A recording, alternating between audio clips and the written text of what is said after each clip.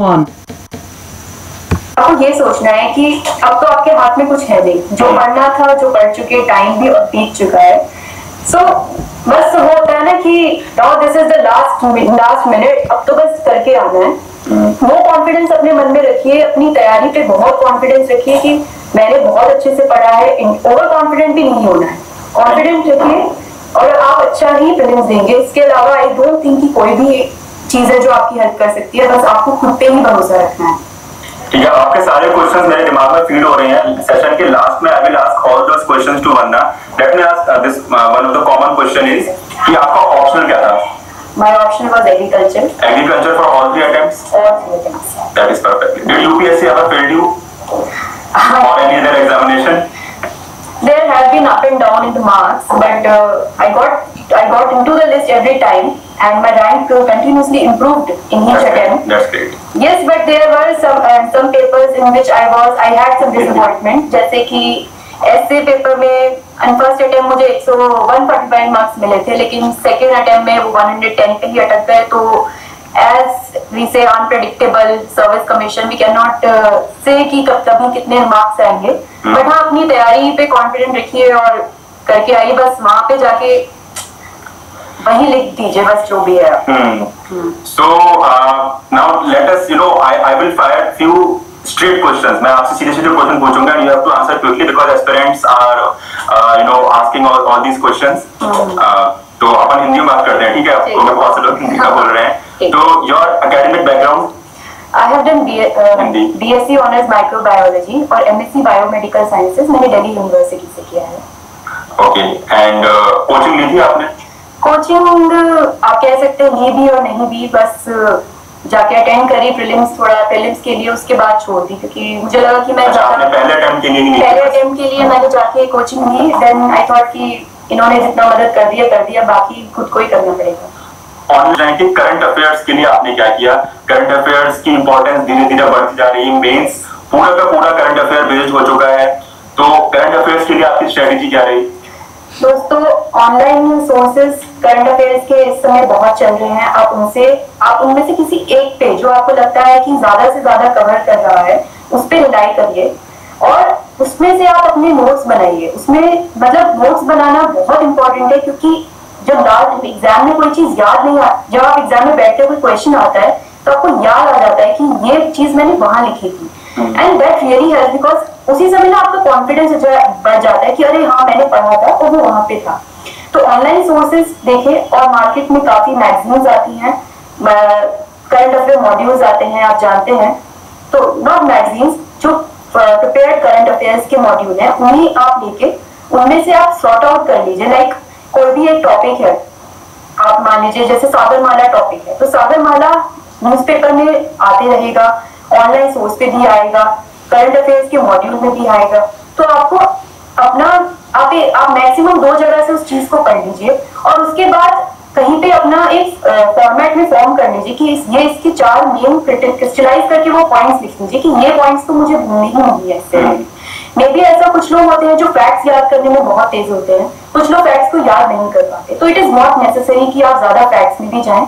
आपके पॉइंट्स ऐसे होने चाहिए जैसे यूपीएससी हमसे एक्सपेक्ट करती है कि एक जनरल नॉलेज जो होती है किसी भी चीज के लिए, उस हिसाब से आपको पॉइंट्स बनाने जो आपकी कंट्री को किसी प्रकार से अफेक्ट करेंगे, पॉजिटिवली या नेगेटिवली। तो उस प्रकार से आपको अपने नोट्स बनाने 4-4, 5-5 पॉइंट्स, मैक्सिमम 1 पेज में आपका। उसके लिए मैं आपसे रिक्वेस्ट करूंगा कि आप मेंस के लिए और इंटरव्यू के लिए एक सेपरेट कोर्स तैयार करें। और एक और क्वेश्चन की what worked for you? Smart strategy, efforts or luck also helped you? What is that thing? Cannot like आप एक चीज पे तो पिन पॉइंट बिल्कुल नहीं कर सकते, सारी चीजें उतनी ही इम्पोर्टेंट है। जो मेरी स्ट्रैटेजी रही है, जैसे मैंने आपको बताया, अगर मैं नोट्स बना रही हूँ इसका मतलब ये है कि मैंने अपने आप को पहले ही उस एक रिस्ट्रिक्टेड एरिया में मैं अपने आप को ले आई हूँ। उसके बाद मेरा फोकस क्या रहता है कि whatever I have read वो मेरा 100% तैयार हो। So on my smart strategy I work hard so that I know कि मैंने इतनी चीजें तो पक्का से तैयार करी है, and short if you have done it, अगर आपने उतना एरिया पढ़ लिया है अच्छे से, आपका 100% 100% सिलेक्शन पक्का है। ये मेरा मंत्र है जो मैं आपको दे रही हूँ कि अपने नोट्स बनाइए, उन नोट्स पे 100% आप रिलाई करिए, और धीरे थोड़ा बहुत आप आसपास पढ़ेंगे वो तो उसमें चीजें ऐड होती रहेंगी, वो अलग बात है, लेकिन आप अपना नैरो फोकस ऑफ स्टडी हमेशा रखिए। अगर ज्यादा से ज्यादा चीजों पे आप अगर 4 सोर्सेज से आप पढ़ेंगे तो आपको एक भी सोर्स याद नहीं रहेगा। ठीक है, सो लास्ट 2 मिनट्स गाइस, आप अपने जो भी क्वेश्चन है पूछिए, उसका मैं जल्दी से वरना से क्वेश्चन आंसर पूछता हूँ please. And did you make notes from the Hindu? I tried, but I made it for like first attempt, but after that I realized कि थोड़ा और चीजों क्योंकि हिंदू like एक ही सोर्स हो जाएगा। Okay, I understood. We have to move fast. Okay, fine. Number of questions that you attempt in prelims. What is the safe number of questions? Prelims में attempt करने की क्वेश्चन की मेरी यही स्ट्रैटेजी रही है कि जो क्वेश्चंस आते हैं उनको पहले अटेम्प्ट करिए, एंड देन इन क्वेश्चंस इनमें चाहे 50% एंड 25% श्योर, जिनमें मैं बिल्कुल भी मुझे कुछ भी आइडिया नहीं है उनको मैं I don't even touch those questions. So I think मैंने 90 to 90 क्वेश्चन मैंने अटेम्प्ट कर दिए। 90 क्वेश्चन अटेम्प्ट। ओके, मैं स्क्रीन पे इसलिए देख रहा हूँ क्योंकि मुझे आपके क्वेश्चंस देखने हैं। या and book list for prelims बता दी है, वही बुक लिस्ट है जो रोमन और मैंने बताई है कई बार, और मेंस के लिए आप एक सेपरेट कोर्स बनाएंगे। Can NCERT be neglected? NCERT neglected, I don't think. There are few NCERTs I think you should not neglect, especially जैसे geography का आपको neglect नहीं करना है, 11th geography and ancient medieval history के लिए आपको NCERT नहीं करनी चाहिए neglect, और world history के लिए world history की NCERT I think it is best, and rather than going for that normal quiz I think you can go for NCERT. Okay, and एक क्वेश्चन था कि टाइम कितने ड्यूरेशन आप daily पढ़ते थे? क्या time, how do you manage your time? Time management I used to like study maximum to 6 to 7 hours, इससे ज्यादा मैं एक दिन में नहीं पढ़ सकती। मैं उसके अलावा मुझे हमेशा ये रहता था कि जो भी मेरी साथ साथ एक्टिविटीज चली, जैसे मैं योगा रोज करती थी, योगा नहीं तो लाइक रनिंग जॉगिंग ये रोज करना है, तो उसके साथ मतलब मुझे ये फील नहीं होना चाहिए कभी भी कि जो मैं पढ़ रही हूँ मेरे लिए किसी तरीके का बर्डन है। I should enjoy what ever I am reading. कभी ऐसा होता था कि आप एक दिन भी बिल्कुल कुछ नहीं पढ़ते, तो it's okay, it's fine, let's give yourself also a break. कभी कोई मूवी देखनी है तो देख लो जाके, और उस पर गिल्ट फील करने की जरूरत नहीं है।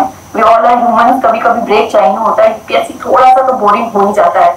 सो आप अगर आपकी स्ट्रेटेजी ये है कि आप 7 to 8 आवर्स या 8 to 10 आवर्स देना चाहते हैं, सबका अपना पढ़ने का तरीका होता है, आप 7 to 8 आवर्स दीजिए, बट जितनी भी देर पढ़ें उसे एंजॉय करें, उसे बर्डन मत बनने दें, एंड स्पेशली गाइस अपनी हेल्थ का बहुत बहुत ध्यान रखिए, वो बहुत जरूरी है। Somebody is asking which job is it possible? तो definitely it is possible। पहले अटेम्प्ट में वंदना को केवल 6 महीने मिले थे, इसने जनवरी 2013 में इन्होंने स्टार्ट किया था तैयारी करना, और उसके बाद विद इन जॉब ही इन्होंने तैयारी करी है लगातार। और बाकी जो भी आपकी मेन से रिलेटेड जो भी क्वेरीज है वो हम अगले सेशन में फुलफिल करेंगे। अभी आप प्रीलिम्स पे ध्यान दीजिए। एंड आपको क्रिस्प बताऊं, क्रिस्प ये है कि पूरे सिलेबस का जो वंदना ने बताया, पूरे सिलेबस का 1 टाइम रिवीजन इज एसेंशियल। ठीक है, तो माइंड मैप्स, आपके खुद के नोट्स हो तो बहुत अच्छी बात है, एंड 2 मॉक टेस्ट सॉल्व करिए और 2 यूपीएससी के लास्ट ईयर के पेपर सॉल्व करिए। पेपर सॉल्व करने से एज पर यू सीसेट का पेपर भी सॉल्व, एक सीसेट का पेपर और सॉल्व करिए, उसको नेग्लेक्ट करना बिल्कुल नेग्लेक्ट नहीं, क्योंकि मैंने कई बार देखा है कि लोग स्पीड टाइम डिस्टेंस का फॉर्मूला भूल जाते हैं। ठीक है, तो सीसेट का एक पेपर एंड यूपीएससी का एक्चुअल पिछला साल का पेपर, बिकॉज उससे आपको आई थिंक ये रियलाइज होगा कि यूपीएससी का लेवल क्या है, क्या डिफिकल्ट, और यूपीएससी मोड में जाओगे, आप उस ग्रुप में आ जाओगे। ठीक है, एनसीईआरटी नहीं है आपको। और thank you guys, more than 1000 student. तो दोस्तों आपने सुना वंदना गर्ग जी का इंटरव्यू, जिनकी 95 रैंक आई है, और इस वीडियो को लाइक करना बिल्कुल ना भूलें। जो नए लोग हैं सब्सक्राइब कर लें, इसी प्रकार से इंटरव्यू आपके लिए हम लाते रहेंगे। तो देखते रहें एग्जाम मेड जी। धन्यवाद।